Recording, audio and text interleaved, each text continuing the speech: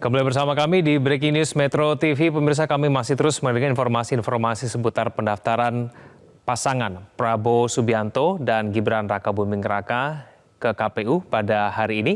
Inilah situasi dan kondisi pasca pendaftaran Prabowo dan Gibran ke gedung KPU. Beberapa saat yang lalu pasangan ini secara resmi sudah melakukan pendaftaran.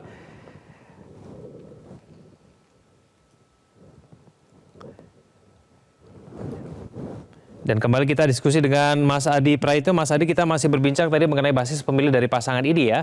Ada yang menyayangkan kenapa kemudian tidak ada keterwakilan figur Jawa Barat dalam pemilihan Capres dan Cawapres pada hari ini. Apakah memang ada keyakinan dari pasangan ini akan menang di provinsi itu, Mas Adi?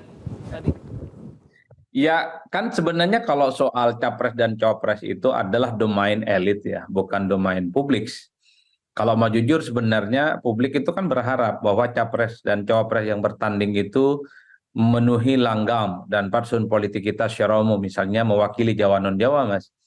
Kenapa misalnya tidak ada yang mempersoalkan wakil dari Jawa kok nggak ada gitu, atau Capres dan Cawapres dari Jawa juga nggak muncul, atau variasi Islam dan nasionalis, itu kan tidak semuanya. Kalau Muhaimin dan Anies bisa memenuhi gitu ya, kemudian Prabowo dan Gibran ini nasionalis-nasionalis, sementara variasi antara Mahfud dan siapa namanya Ganjar ini nasionalis dan Islam.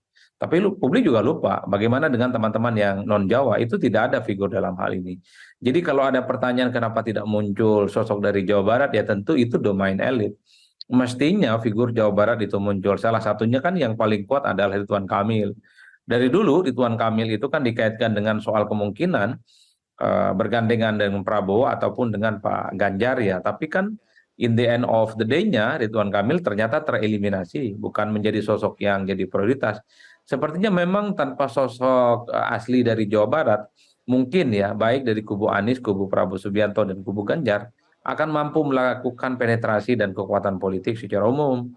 Ya kalau mau jujur per hari ini ya Jawa Barat itu adalah salah satu battleground politik yang pastinya akan selalu menjadi darling dan akan selalu diperebutkan oleh masing-masing calon karena jumlah pemilihnya paling besar di seluruh Indonesia dibandingkan dengan provinsi-provinsi yang lain. Saya menduga sepertinya kenapa tidak ada figur di Jawa Barat, mungkin pasangan Capres dan Cawapres ini mampu mengkapitalisasi resource sumber dan tim sukses mereka itu untuk mendulang suara di Jawa Barat. Sebut saja misalnya Prabowo itu kan memiliki basis kuat di Jawa Barat ya. Kemudian Anies juga memiliki basis kuat di Jawa Barat. Artinya tanpa figur Jawa Barat sekalipun Prabowo ataupun Anies akan mampu ya memenangkan pertarungan di Jawa Barat tentu dengan kerja-kerja yang efektif dan terukur.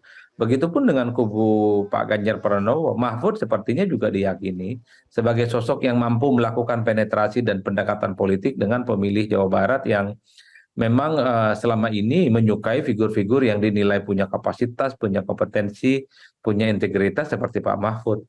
Oleh karena itu, ini yang saya sebut sebagai upaya-upaya untuk masuk ke Jawa Barat tidak harus menggunakan figur dari Jawa Barat. Kenapa Jawa Barat selalu dijadikan sebagai simbol apa namanya penting ya untuk selalu diperebutkan ya karena basisnya adalah pemilih terbesar di Indonesia. Yang kedua kebetulan saat ini ada figur namanya Pak Ridwan Kamil ya mantan gubernur Jawa Barat yang dinilai punya portofolio yang relatif agak menjanjikan untuk bisa bertanding minimal sebagai cawapres.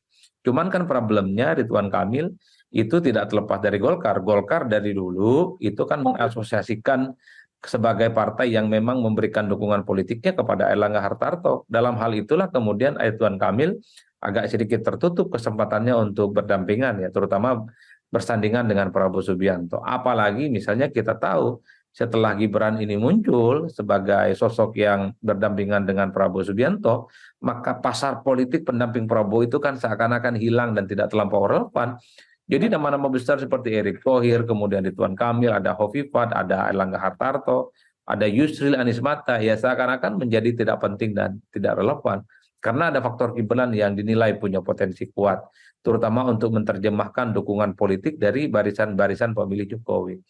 Begitupun misalnya Ridwan Kamil ya, dulu memang dikaitkan dengan bagaimana kemungkinannya bisa berduet dengan Pak Ganjar Pranowo gitu, karena Pak Ganjar misalnya butuh sosok yang melakukan penetrasi yang cukup kuat.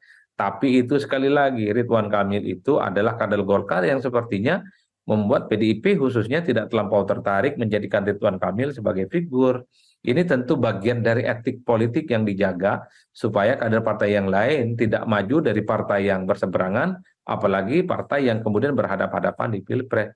Saya kira di situ kepentingannya. Oleh karena itu, sekalipun bukan Ridwan Kamil, bukan orang Jawa Barat, pada level Pak Ganjar Pranowo misalnya, Mahfud diyakini punya daya jangkau dan punya daya jelajah yang bisa meyakinkan pemilih di Jawa Barat untuk memilih Pak Ganjar Pranowo. Kalau kubunya Anies sederhana, ya Anies lah yang memang memiliki popularitas dan elektabilitas yang cukup tinggi di Jawa Barat.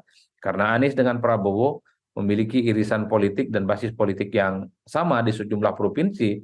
Anies misalnya beririsan ketat dengan Pak Prabowo di Jakarta, termasuk di Banten, termasuk juga ada yang di Jawa Barat. Saya kira di situ Mas Egan.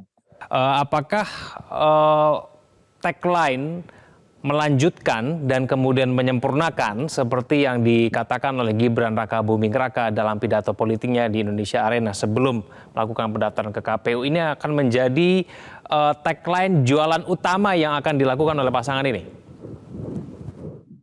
Ya saya kira tak ada bantahan apapun ya dalam konteks itu ya Mas Egan, bahwa tagline soal melanjutkan soal apa namanya memperbarui dan melanjutkan itu adalah satu hal yang sepertinya menjadi satu positioning politik yang akan dipilih oleh Prabowo dan Gibran ya. Melanjutkan dan menyempurnakan itu satu pesan politiknya sederhana, bahwa apapun yang sudah dilakukan oleh Jokowi selama kurang lebih 10 tahun ini adalah hal-hal yang sifatnya positif yang layak dilanjutkan.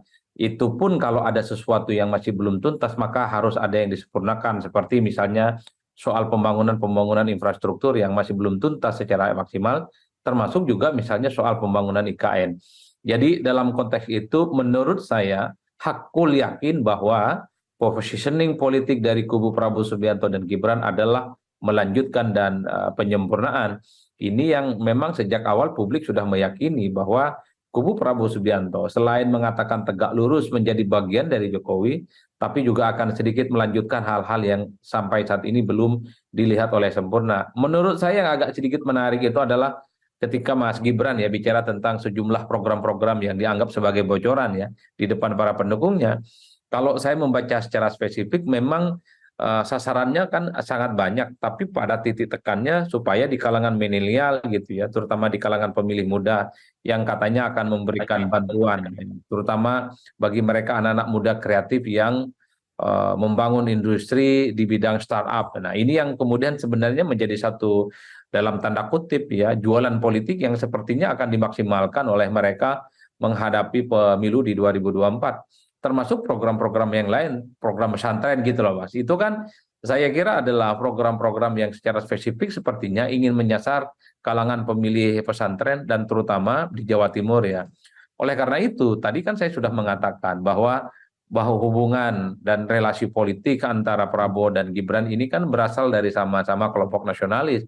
Maka satu-satunya cara supaya terasosiasi dengan pemilih Islam tentu mengidentifikasi dan mencoba untuk menawarkan solusi-solusi yang berhimpitan langsung dengan pemilih Islam, seperti tentang abadi, dana abadi yang akan diberikan kepada pesantren sesuai dengan bunyi dan perintah dari Undang-Undang Pendidikan ya. Saya kira di situ positioning saya. Tapi memang overall dari sekian banyak yang disampaikan oleh Gibran, tentu positioningnya terkait dengan bagaimana titik tekannya pada kalangan milenial ya. Itu yang sepertinya mungkin akan menyasar bonus demografi di 2024 yang jumlah pemilihnya itu mencapai 52%. Ya, Mas Adi terakhir singkat saja melihat komposisi pasangan capres-cawapres yang sudah resmi daftar di KPU, ada 3 capres-cawapres yang akan berkontestasi di pemilihan presiden 2024. Apakah sudah bisa dipastikan pemilihan presiden tidak akan satu putaran, Mas Adi? Ya, saya sangat percaya 100% ya dalam konteks matematika politik tentu saja, dalam konteks matematika pemilu tentu saja, bahwa Pilpres 2024 pastinya berlangsung 2 putaran. Karena kalau kita membaca instrumen survei per hari ini, tak ada satupun pasangan calon yang bisa melampaui angka 40%. Itu menurut saya adalah satu catatan betapa untuk lolos satu putaran, menang satu putaran itu susah. Karena rumusnya menang satu putaran itu harus 50+1. Itu nggak gampang, Mas. Karena distribusi suara yang tersebar di begitu banyak provinsi ini mengarah kepada 3 calon. Dan kalau kita dihitung rata-rata ternyata tidak ada provinsi-provinsi yang secara mayoritas akan didapatkan oleh ketiga pasangan calon ini. Oleh karena itu, ini akan terjadi 2 putaran. Yang menjadi presiden adalah mereka yang bisa memastikan siapa yang tak lolos putaran pertama, dialah yang kemudian harus mendapatkan suara yang tak lolos putaran yang kedua. Oleh karena itu, Mas, bagi saya 2 hal yang harus dilakukan, kerja-kerja nyata, turun langsung ke masyarakat, membangun narasi besar, adalah 2 gabungan strategi politik yang secara transparan, secara gamblang harus kita lihat sebagai perpaduan untuk meyakinkan pemilih soal siapa yang sebenarnya layak menjadi presiden dan pemimpin kita yang di masa yang akan datang.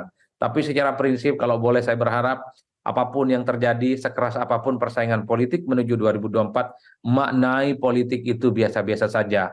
Karena dalam tradisi politik kita, yang kalah seringkali dirangkul oleh pihak yang menang, yang kalah boleh jadi menteri. Dan yang paling penting, saya juga sangat berharap supaya instrumen-instrumen kekuasaan politik ya tidak cawe-cawe dan ikut campur dalam pesta demokratik kita. Cukup kekuasaan politik itu sebagai instrumen untuk mengamankan, menstabilkan supaya pemilu kita itu berjalan dengan adil, berjalan dengan kondusif, dan satu sama yang lain saling guyup dan saling menghormati sekalipun terjadi perbedaan pendapat dan perbedaan sikap politik.